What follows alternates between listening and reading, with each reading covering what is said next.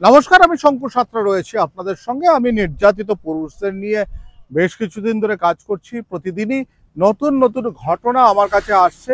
দেখুন, প্রচুর পুরুষ রয়েছেন, অর্থাৎ প্রচুর স্বামী রয়েছেন যারা কিন্তু প্রতিদিন স্ত্রী কিংবা স্ত্রীর বাড়ির লোকজন কিংবা তার বন্ধু বান্ধবের দ্বারা অত্যাচারিত হচ্ছে, সেটা মানসিক, আর্থিক, সামাজিক সমস্ত প্রকারে।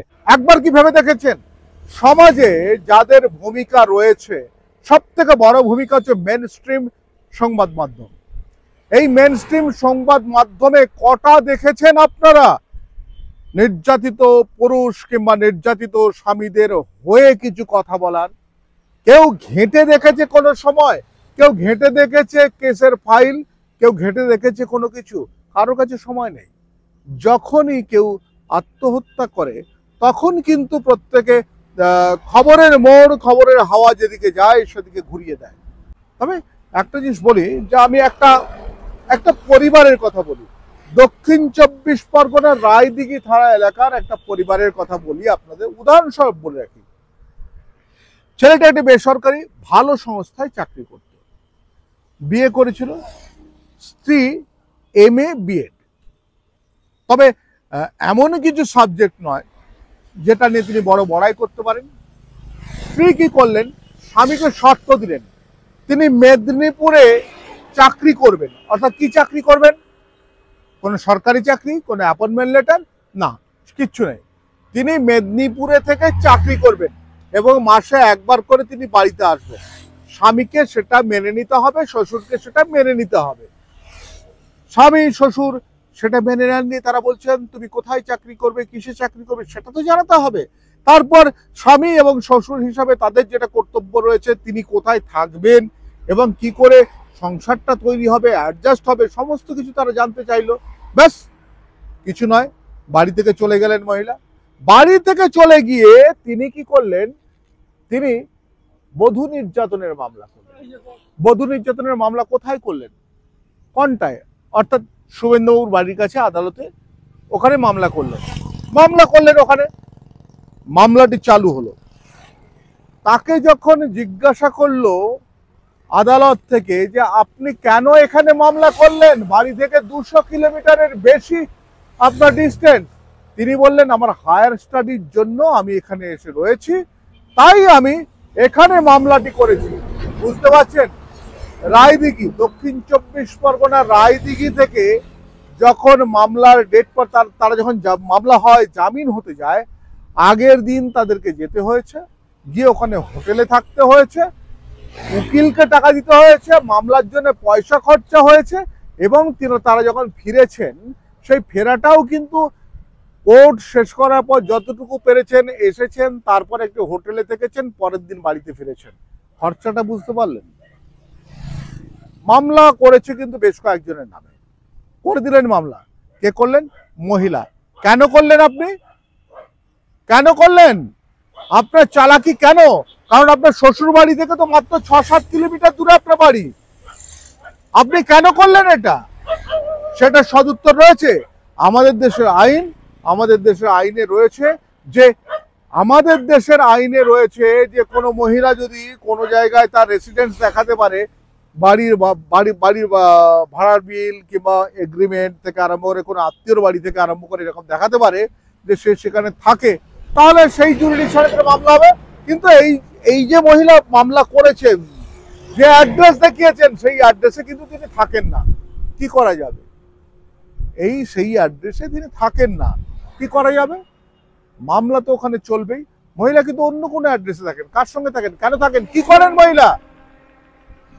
তিনি আবার মেনটেনেন্সের জন্য প্রস্তুতি নিচ্ছেন। ভাবতে পারেন আইন রয়েছে, যারা আইন প্রণেতা তারা কি একবার ভেবে দেখেছেন কোনোদিন আপনারা যাদের উত্থান চেয়েছিলেন তারা উত্থান থেকে উথাল পাথাল হচ্ছে এবং ক্ষতিগ্রস্ত হচ্ছে কিন্তু প্রচুর পুরুষ। তারা কিন্তু রেগুলার ক্ষতিগ্রস্ত হচ্ছে, এতটাই ক্ষতিগ্রস্ত হচ্ছে যে এরকম প্রচুর স্বামী রয়েছেন যারা কিন্তু প্রতিদিন আত্মহত্যার কথা ভাবেন। এই দেশের নাগরিক যদি একজন পুরুষ হয়ে থাকে, একজন মহিলা হয়ে থাকে, তাহলে প্রত্যেকেরই বাঁচার সমান অধিকার রয়েছে। কেন তিনি আত্মহত্যার পথ বেছে নেবেন প্রতিদিন, কেন তিনি আত্মহত্যার জন্য ভাববেন, এটা নিয়ে কে ভাববেন? এই যে আমাদের আইন, যদিও একটা কথা বলি যে ইংল্যান্ডের আইনটাকে কপি করা হয়েছিল, এবার আস্তে আস্তে করে অ্যামেন্ডমেন্ট হতে থাকে। কেন এটা নিয়ে ভাবা হবে না? কেন একজন সুনাগরিক যিনি সরকারের চাকরি করছেন, যিনি কোনোদিন তার স্ত্রীর বিরুদ্ধে অত্যাচার করেননি, স্ত্রীকে মারেননি, কোনো কিছু করেননি, স্ত্রী কি করলেন, হঠাৎ করে একটা মামলা করে বসে থাকলেন, তার কাছ থেকে টাকা নিচ্ছেন, টাকা নিয়ে তিনি কি করছেন, ফুর্তি করছেন। এরকম প্রচুর এভিডেন্স রয়েছে আমার কাছে যে স্ত্রী স্বামীর থেকে টাকা নিয়ে অন্যত্র গিয়ে বন্ধুর সঙ্গে কাটাচ্ছেন এবং বেশ হাসি খুশিতে রয়েছেন। স্বামীর রাত্রির ঘুম চলে গেছে, কোথা থেকে টাকাটা জোগাড় করবে। এমন রয়েছেন বেসরকারি জায়গায় ভালো চাকরি করতেন, সুবেতনের চাকরি করতেন, তাদের চাকরিটা চলে গেছে। যেহেতু 498 হচ্ছে, তার এগেইনস্টে একটা ক্রিমিনাল মামলা রয়েছে, তার চাকরিটা চলে গেছে। তো সঙ্গে এটা বলে রাখি, যারা কিন্তু 498 নিয়ে ভাবেন যে 498 মামলা হলেই যে জীবনে অনেক কিছু হয়ে গেলে, ভাববেন না। অনেকে ভাবছেন যে কোয়াশ করতে যাবেন হাইকোর্টে, যাবেন না, ওই মামলার কিচ্ছু হবে না। মানে গত 10 থেকে 12 বছরে আপনারা তো দেখেছেন যতগুলি 498 মামলা হয়েছে তার মধ্যে মাত্র 3% কনভিকশন হয়েছে, বাদ বাকি কিন্তু হয়নি। তাহলে আর যে 97% মামলা, ভাবতে পারছেন? তার মধ্যে ছেড়ে দিলাম, আর 7% হয়তো কোনোভাবে প্রমাণ করতে পারেন, কিন্তু 90% মামলা কিন্তু ভুয়ো মামলা হচ্ছে, মহিলারা ভুয়ো মামলা করছেন। তবে রায়দিঘির ঘটনাটা আপনাদেরকে বললাম। আর একটা বললাম যে মেন স্ট্রিম সংবাদ মাধ্যমের ভূমিকা যদি ঠিক হতো, তাহলে বোধহয় এতটা মানুষের মধ্যে মানে আত্মহত্যা কিংবা ডিপ্রেশন কিংবা আত্মহত্যার চেষ্টার মতো ঘটনা ঘটতো না, কারণ কেউই কোনোভাবে তাদেরকে সহায়তা করে না। আমি মেন স্ট্রিম মিডিয়াতে ছিলাম, আমি বেরোনোর পর আমি ভেবেছিলাম অন্যভাবে করব। যখন এই নির্যাতিত পুরুষেরা, নির্যাতিত স্বামীরা আমার সঙ্গে প্রতিদিন মিট করছে, তখন কিন্তু আমার ভেতরটা একটু নাড়া দিয়েছে যে তাদের হয়ে কিছু করা উচিত। কেউ করছেন না, আমি করছি। জানি না ভবিষ্যতে যারা নারীবাদী রয়েছেন তারা আমার বিরুদ্ধে কত সাপের মতো ছবল তুলবেন, তো আপনারা ছবল তুললে আমিও কিন্তু প্রস্তুত রয়েছে। আমি প্রত্যেকটা মুহূর্তে প্রত্যেকটা বিষয় নিয়ে কিন্তু আলোচনা করছি এবং প্রত্যেকটা আইনি আলোচনা করছি।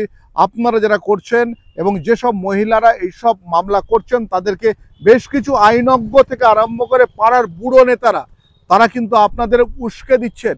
আপনারা এটা ভেবে দেখবেন, আপনারা অত্যাচারিত না হয়ে যে 498 মামলা করছেন, ওটা কিন্তু আপনাদের জন্য কিছু নয়। আপনারা কিন্তু অযথা প্রভোগ হচ্ছেন। আর যেটা হচ্ছে আপনার 125 বর্তমান বিএনএসএ, সেটা একটু জেনে নিতে হবে। সেখানে যেটা আপনার টাকা চাইছেন, কেন টাকা চাইছেন? লজ্জা করেন আপনাদের? আপনারা অন্যের সঙ্গে সমস্ত কিছু করে বেড়াবেন বেশিরভাগ, আর পরকীয়া করে ঘুরে বেড়াবেন, আপনারা টাকা নেবেন? হতে পারে না। তা ভাববেন না যে আপনাদের বিরুদ্ধে মামলা হতে পারে না। ভাবছি, আমিও ভাবছি আপনাদের বিরুদ্ধে, কিংবা আপনাদের যারা উস্কানি দিচ্ছেন সেই সব গোড়াগুলো যদি কেটে ফেলা যায়, গোড়াগুলো কেটে ফেলা যায়, আইনত কেটে ফেলা যায়, তাহলে কিন্তু বুঝবেন আপনি একা। ইতিমধ্যে আমি যা যা করেছি তার মধ্যে একটা জিনিস হয়েছে যে বহু গৃহবধূ রয়েছেন, পাল্টা তাদের স্বামীকে ফোন করা শুরু করেছেন যে তারা ফিরে আসতে চান, ফিরে এসে সংসার করতে চান। তবে ভালো থাকুন, সংসার ভালোভাবে করুন, অযথা কিন্তু কোনো বিরক্তিকর পরিবেশ তৈরি করবেন না। আর যেভাবে অন্যান্য মামলার তুলনায় এই মানে বধূ নির্যাতনের মামলা যেভাবে কোর্টে ভিড় করছে, তাতে কিন্তু অন্য মামলাগুলো স্তীমিত হচ্ছে, কারণ সবগুলোই মামলা। সবাই ভালো থাকুন, সুখে থাকুন। আমি শঙ্কর সাঁতরা রয়েছি আপনাদের সঙ্গে। নমস্কার।